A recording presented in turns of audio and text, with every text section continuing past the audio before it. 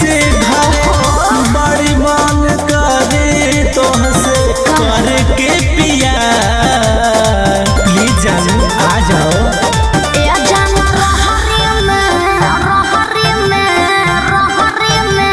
बोला ना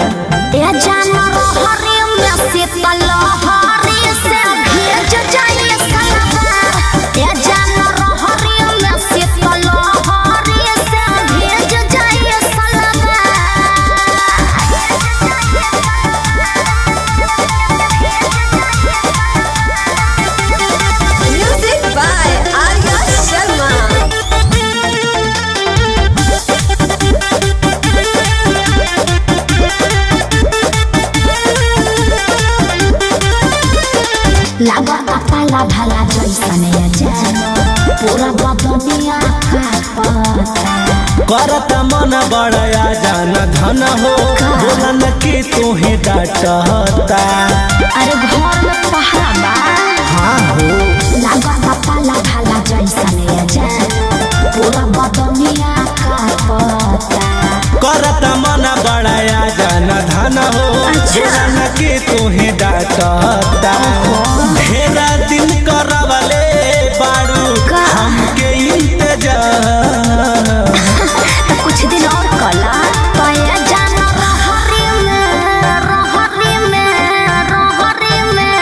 बोल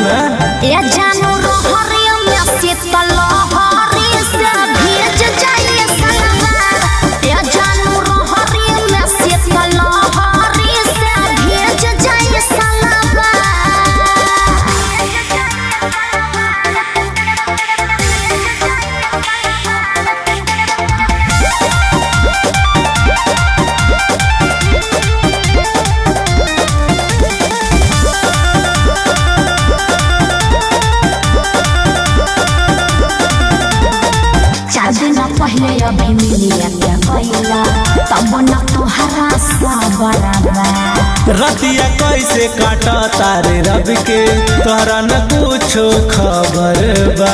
अरे हमरा सब खबर बा खपुआ मत 4 दिन पहले अभी मिलिया क्या कैला तब न तोहरा सबरबा रतिया कैसे काटा तारे गोलू तोहरा न कुछो खबर बा।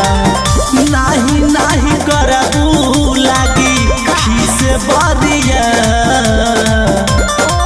सुनो ना पाया जानो रहरी में